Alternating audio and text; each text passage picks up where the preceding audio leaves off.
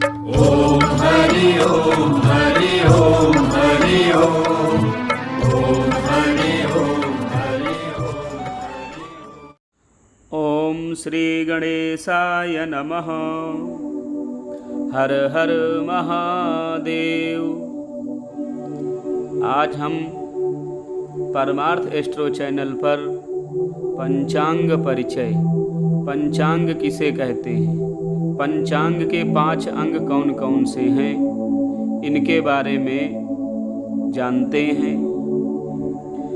ऋग्वेद की एक ऋचा में कहा गया है, सूर्या चंद्रमसौ धाता यथा पूर्वमकल्पयत् दिवं च पृथिवीं चान्त ऋक्षमथो स्वः।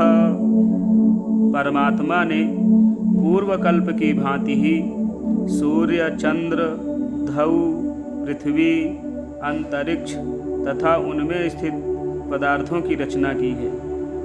इससे यह विदित होता है कि आज हम जिस पृथ्वी पर रह रहे हैं तथा जिन सूर्य, चंद्र, तारागण, अंतरिक्ष आदि को देख रहे हैं, उनकी रचना ना तो नई है और न केवल पहली बार ही हुई है, अपितु परम प्रभु परमात्मा उसका बारंबार सृजन और विनाश करते रहते हैं। इस सृष्टि प्रवाह के अनादि होने के विषय में मंडूकोपनिषद में लिखा है, यथोर्णानाभिसृजते विहंडते च।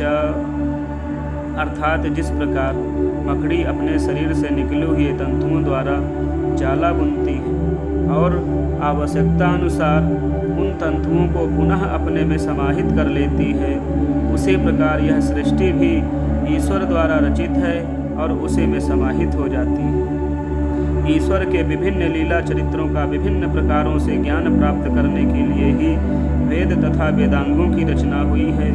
वेदांग में ज्योतिष का प्रमुख स्थान है। वेदांगों में ज्योतिष को नेत्र कहा गया है। सौर मंडल में चमकने वाले सूर्य, चंद्र, शनि, मंगल आदि ग्रह एवं ताराओं को ज्योतिष अथवा ज्योतिष्क कहा जाता है। जिस शास्त्र के द्वारा इन ज्योतिष्कों की गति एवं प्रभाव आदि के विषय में ज्ञान प्राप्त हो, उसे ज्योतिष शास्त्र कहते हैं। ज्योतिषाम सूर्यादि ग्रहाणाम बोधकम शास्त्रम। अर्थात सूर्य आदि ग्रहों का ज्ञान कराने वाले शास्त्र को ज्योतिष शास्त्र कहा जाता है। ज्योतिष शास्त्र का प्रादुर्भाव कब हुआ, कैसे हुआ, क्यों हुआ, यह अभी तक अनिश्चित है।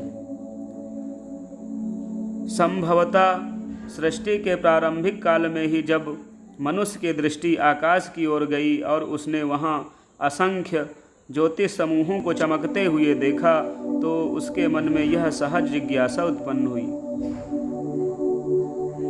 कि ये सब क्या है। उसकी इस जिज्ञासा ने ही सौरमंडल के संबंध में जो अनुसंधान प्रारंभ किए, उन्होंने आगे चलकर ज्योतिष शास्त्र का स्वरूप ग्रहण कर लिया। ज्योतिष शास्त्र में प्रवेश पाने के लिए सर्वप्रथम काल विभाजन के विषय में जान लेना आवश्यक है। काल के संबंध में कहा गया है, कालः सृजति भूतानि कालः संघर्ते प्रजाः। अर्थात काल ही सृष्टि को उत्पन्न करता है और उसी के द्वारा सबकी समाप्ति भी होती है। यद्यपि सृष्टि का प्रारंभ तथा अंत काल के ही द्वारा होता है, तो भी सृष्टि को उत्पत्ति के बिना काल की गणना नहीं हो सकती। अतः सृष्टि काल का प्रारंभ एक साथ ही मानना पड़ता है। काल का ही दूसरा नाम समय है। वर्तमान विश्व में काल विभाजन के सर्वाधिक प्रचलित प्रणाली घंटा, मिनट और सेकंडों में है, परंतु भारतीय ज्योतिष ने काल को सूक्ष्माति सूक्ष्म अंशों में बांटा है। काल विभाजन की प्रणालियां भी अनेक प्रकार की हैं। उदाहरण के लिए सोए हुए स्वस्थ पुरुष के नेत्र एक बार खुलते समय के 30वें भाग को तत्पर कहा जाता है। तत्पर के 100वें भाग को त्रुटि तथा त्रुटि के 1000वें भाग को लग्न कहते हैं। समय की यह गणना संसार में सबसे सूक्ष्म है। इसे अमूर्त काल गणना कहा जाता है। मूर्त काल गणना में संसार की दीर्घाति दीर्घ काल गणना नीचे लिखे अनुसार बताई जा रही है। एक परमाणु बराबर एक अणु, 2 अणु बराबर 1 त्रसरेणु, 3 त्रसरेणु बराबर 1 त्रुटि, 100 त्रुटि बराबर 1 वेद, 3 वेद बराबर 1 लव, 3 लव बराबर 1 निमेष, 3 निमेष बराबर 1 क्षण, 5 क्षण बराबर काष्ठा, 15 काष्ठा बराबर 1 लघु, 15 लघु बराबर 1 नाड़ी या घटी, 2 नाड़ी बराबर 1 मुहूर्त, 15 मुहूर्त या 60 घटी बराबर 1 अहोरात्र, 7 अहोरात्र 1 सप्ताह, 2 सप्ताह का 1 पक्ष, 2 पक्ष का 1 मास, 2 मास की 1 ऋतु, 3 ऋतु का 1 अयन, 2 अयन का 1 वर्ष होता है। 30 मानव वर्षों का पितृवर्ष, 360 मानव वर्षों का देव या दिव्य वर्ष, 1200 मानव वर्षों का बराबर 1 कलयुग, 2400 मानव वर्षों का द्वापर, 3600 मानव वर्षों का 1 त्रेता युग, 4800 मानव वर्षों का 1 सतयुग, 12000 मानव वर्षों का 1 महायुग। इस प्रकार से काल की गणना कुछ हमने बताई है। अहोरात्र किसे कहते हैं? सूर्य और चंद्रमा की गति के अनुसार अहोरात्र या दिन 4 प्रकार का होता है। मध्यम सावन दिन, यह 24 होरा, 3 बिहोरा तथा 57 प्रतिबिहोरा का होता है। यह समय सूर्योदय से सूर्योदय तक का होता है। नक्षत्र दिन, यह 23 होरा, 56 बिहोरा तथा 4 प्रतिबिहोरा का होता है। एक नक्षत्र के भोग के समय को नक्षत्र दिन कहा जाता है। चांद्र दिन, इसे तिथि भी कहते हैं, यह 23 होरा तथा 12 बिहोरा का होता है। यह चंद्रमा की 1 कला के भोग का समय है। सौर दिन, इसे अंश भी कहते हैं।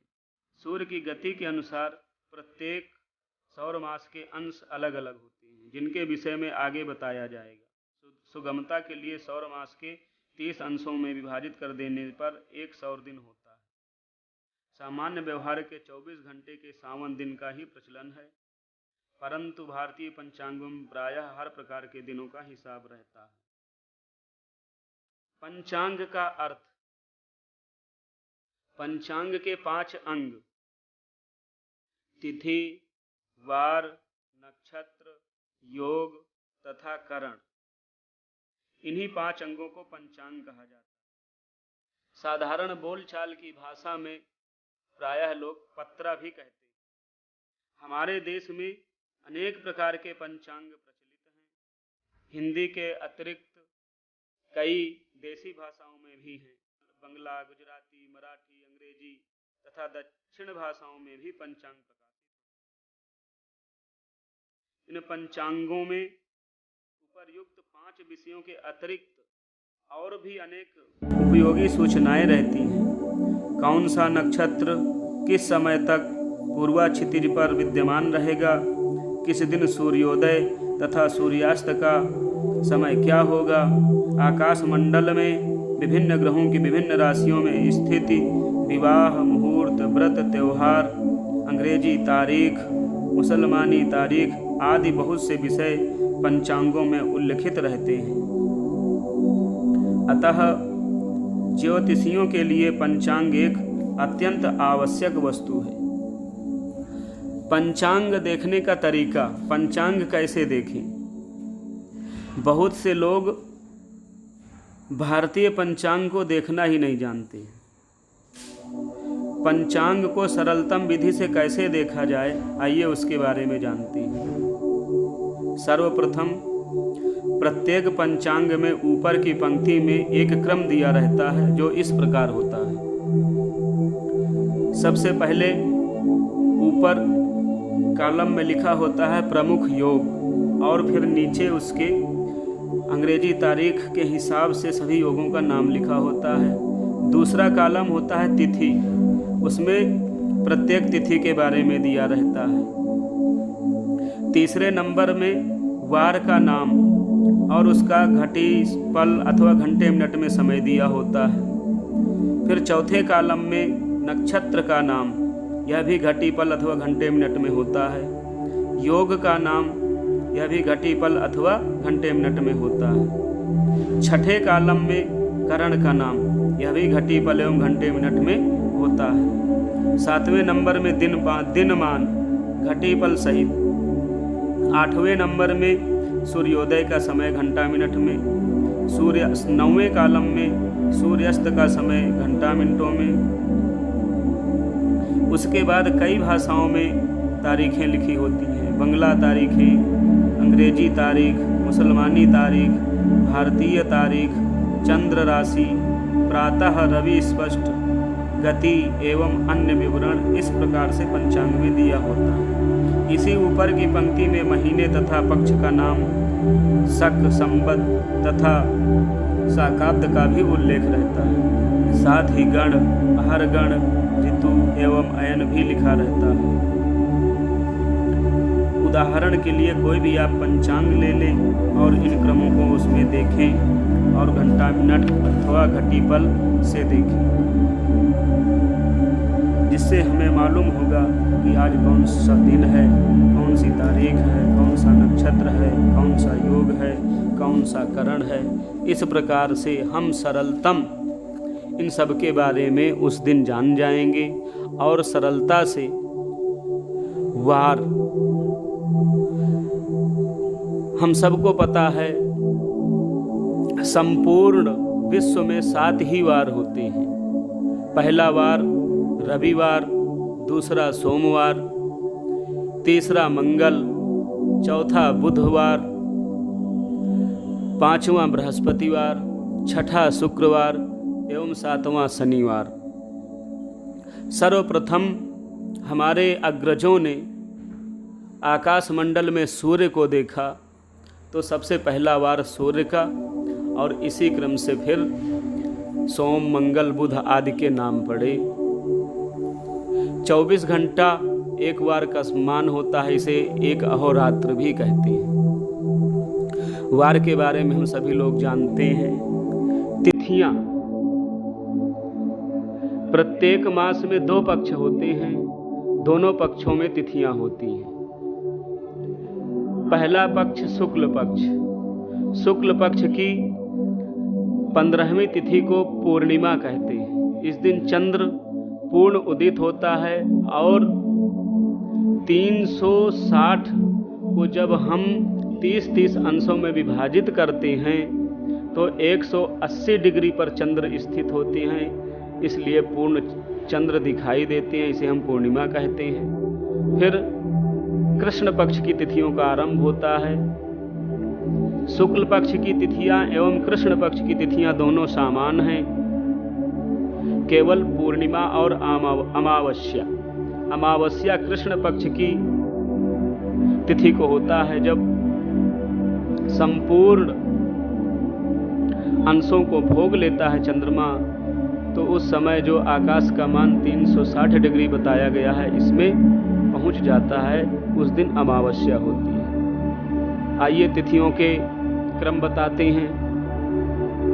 सर्वप्रथम प्रतिपदा, इसका नाम एकम, पड़वा आदि से भी जाना जाता है। द्वितीया, तृतीया, चतुर्थी, पंचमी, षष्ठी, सप्तमी, अष्टमी, नवमी, दशमी, एकादशी, द्वादशी, त्रयोदशी, चतुर्दशी, पूर्णिमा और कृष्ण पक्ष की जो तिथि होती है 30वीं, उसे अमावस्या कहते हैं। इस प्रकार से हमने तिथियों के बारे में जाना, और विस्तृत जानकारी के लिए आगे के वीडियो में हम आपको तिथियों के स्वामी और कौन सी तिथियों में क्या कार्य करना चाहिए, कौन सी तिथियां किस महीने में क्या फल देने वाली हैं, सबकी विस्तृत जानकारी आपको देंगे।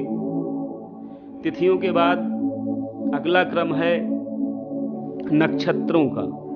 सबको विदित है, हमारे भारतीय ज्योतिष में 27 नक्षत्रों को माना गया है, और इसमें एक श्रवण और उत्तरा भाद्रपद के मध्य अभिजित नक्षत्र का भी मान प्राप्त होता है। उसे मिलाकर के 28 नक्षत्र माने जाते हैं। नक्षत्रों की गणना कैसे की जाती है, कौन सा नक्षत्र कैसे लगता है, इसकी भी विस्तृत जानकारी हम आपको देंगे। अभी क्रम से केवल 27 नक्षत्रों के बारे में जान लेते हैं। अश्वनी, भरणी, कृतिका, रोहिणी, मृगशिरा, आर्द्रा, पुनर्वसु, पुष्य, आश्लेषा, मघा, पूर्वा फाल्गुनी, उत्तरा फाल्गुनी, हस्त, चित्रा, स्वाति, विशाखा, अनुराधा, ज्येष्ठा, मूल, पूर्वाषाढ़ा, उत्तराषाढ़ा, श्रवण, धनिष्ठा, शतभिषा, पूर्वा भाद्रपद, उत्तरा भाद्रपद, रेवती। ये 27 नक्षत्र हैं और 28वां अभिजित नक्षत्र। नक्षत्रों के बाद क्रम आता है योग।